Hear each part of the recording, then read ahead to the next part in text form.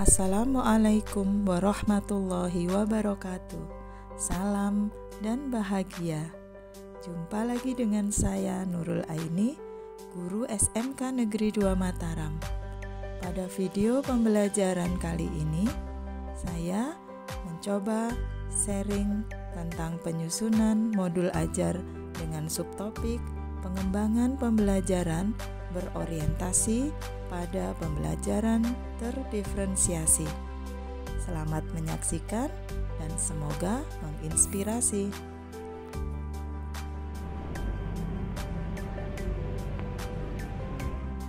Seperti kita ketahui, pada implementasi kurikulum merdeka, RPP atau Rencana Pelaksanaan Pembelajaran, namanya diganti dengan modul ajar. Dalam penyusunan modul ajar, kita harus melakukan langkah-langkah berikut ini, yaitu menganalisis capaian pembelajaran sesuai fase pembelajaran, yang kedua penyusunan tujuan pembelajaran, yang ketiga penyusunan alur tujuan pembelajaran, yang keempat pengembangan modul ajar, baik konsep dan pengembangan komponen modul ajar, yang kelima pengembangan pembelajaran berorientasi pada pembelajaran berdiferensiasi, dan yang keenam merancang proyek penguatan profil pelajar Pancasila.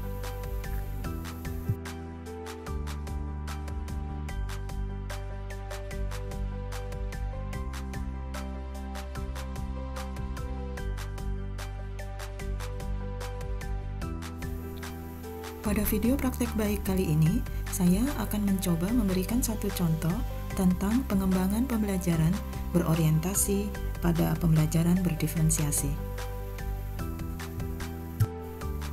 Dalam penyusunan modul ajar dengan pengembangan pembelajaran yang berorientasi pada pembelajaran diferensiasi, tentunya kita harus memahami dulu apa yang dimaksud dengan pembelajaran berdiferensiasi. Pembelajaran berdiferensiasi adalah serangkaian keputusan masuk akal yang dibuat oleh guru yang berorientasi pada kebutuhan murid. Keputusan-keputusan yang dibuat adalah terkait dengan kurikulum yang memiliki tujuan pembelajaran yang didefinisikan secara jelas. Yang kedua, bagaimana guru menanggapi atau merespon kebutuhan belajar muridnya. Yang ketiga, bagaimana guru menciptakan lingkungan belajar yang mengundang murid untuk belajar dan bekerja keras, tentunya untuk mencapai tujuan belajar yang tinggi.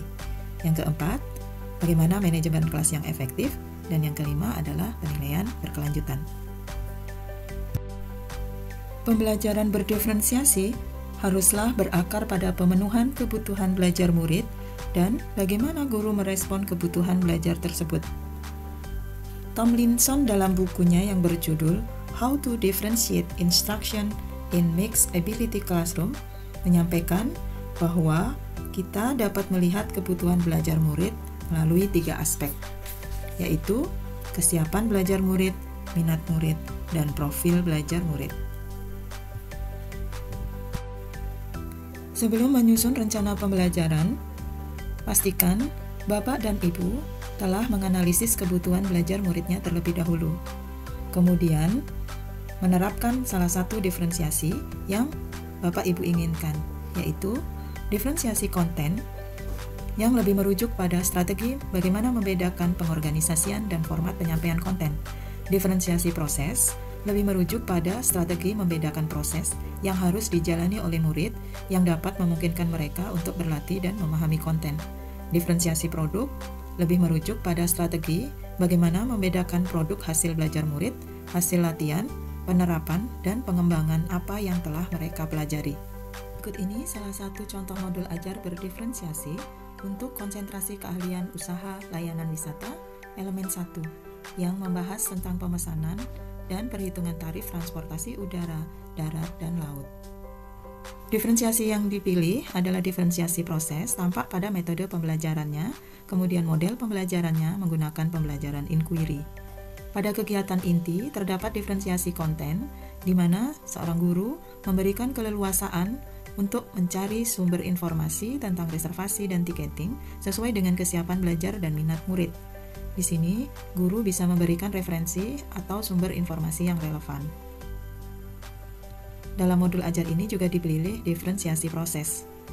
Antara lain, guru menyediakan tayangan video dan slide PowerPoint bagi murid-murid dengan profil belajar yang berbeda. Untuk mengetahui profil belajar, Bapak dan Ibu guru bisa memanfaatkan aplikasi yang telah tersedia di media sosial atau di internet. Sebagai salah satu contoh adalah aplikasi akupintar.com. Bapak dan Ibu guru bisa mereferensikan akupintar.com kepada murid untuk melihat profil belajar mereka.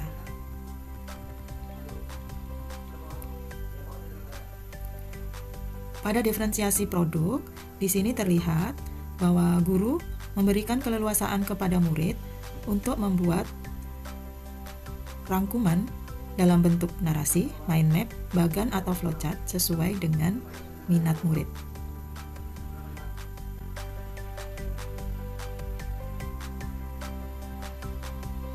Dalam kegiatan pengayaan dan remedial, guru juga menyediakan diferensiasi proses.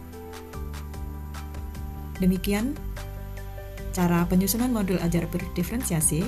Semoga panduan ini bermanfaat bagi Bapak dan Ibu guru untuk mulai menyusun modul ajar dengan berorientasi pada pembelajaran berdiferensiasi. Semoga menginspirasi dan selamat menyusun modul ajar.